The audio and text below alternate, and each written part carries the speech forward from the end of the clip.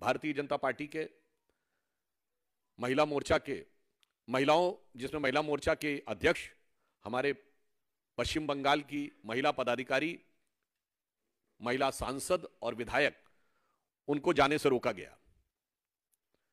कल हमारे प्रदेश अध्यक्ष सुकांतो मजूमदार जी को बलपूर्वक वहां जाने से रोका गया और अब वहां की सरकार ने वहां धारा 144 लागू कर दी है।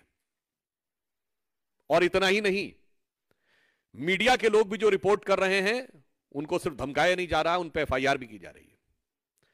शाहजहां शेख, जो कि तृणमूल कांग्रेस का एक महत्वपूर्ण व्यक्ति है, वो अभी तक गायब है। उसका मुख्य कारण जानते क्या है? कहते हैं कि साहब उसको हाई कोर्ट से प्रोटेक्शन है, जो सरासर गलत है। हाई कोर्ट का कोई भी विषय इस संदर्भ में नहीं है। महिलाओं के द्वारा शाहजहां शेख पे की गई शिकायत के बारे में न्यायालय के द्वारा किसी भी प्रकार का कोई निर्देश शाहजहां शेख के विषय में नहीं है। उल्टे कलकत्ता उच्च न्यायालय के मुख्य न्यायाधीश ने यह टिप्पणी की है कि वो अभी तक गिरफ्तार क्यों नहीं हो रहा। वो गिरफ्तार इसलिए नहीं हो सकता कि उसको और कोई प्रोटेक्शन नहीं है, उसको सिर्फ वेस्ट बंगाल का प्रोटेक्शन नहीं है। शाहजहां शेख एक प्रवृत्ति का नाम है जिसे पूरे भारत में सेकुलर प्रोटेक्शन प्राप्त है।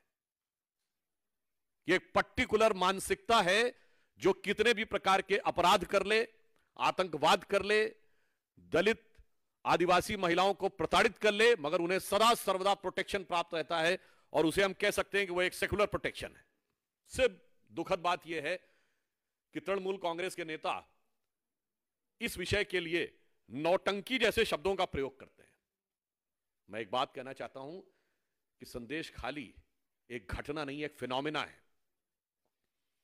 जो लोग कहते हैं ना कि इतिहास को भूल जाओ, तो मैं याद दिलाना चाहता हूं, यह एक फिनोमिना है जिसने बंगाल को पिछली शताब्दी और उससे पहले की शताब्दी से भी बर्बाद किया है। एक जनश्रुति है बंगाल में कि सिराजुद्दौला के जमाने में इसी प्रकार की घटनाएं होती थीं। महिलाओं को उठा लिया जाता था और उनके साथ बदसलूकी की जाती थी। और मैं यह भी याद दिलाना चाहता हूं, ये संदेश खाली सिर्फ संदेश खाली नहीं है। आज से ठीक 78 साल पहले जो नोआखाली में हुआ था, वही आज संदेश खाली में उसकी शुरुआत है।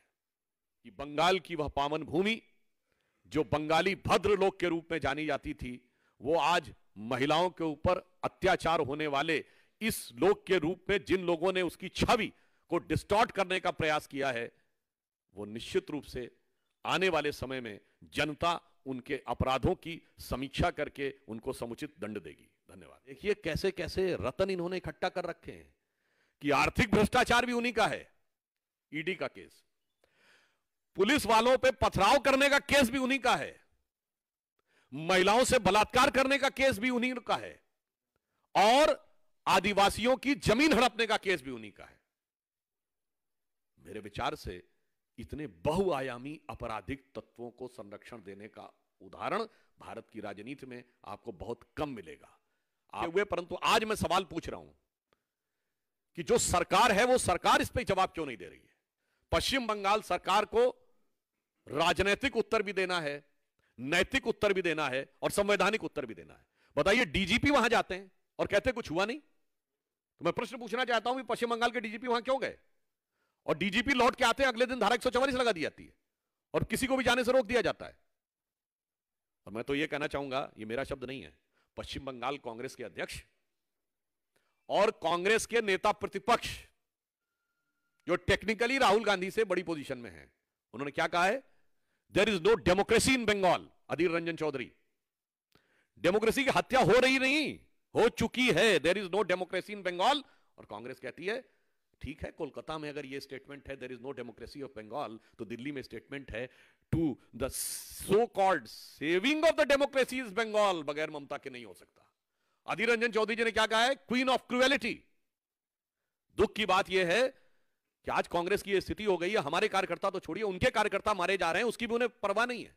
अपने कार्यकर्ताओं के जनाजों के ऊपर पैर रख के भी सत्ता की सीढ़ियां चढ़ने में उन्हें संकोच नहीं है। इस बात का नैतिक जवाब भी उनको अपनी पार्टी के कार्यकर्ताओं को देना होगा। हमारे प्रति जो विद्वेष और ईर्ष्या रखते हैं वो अलग है।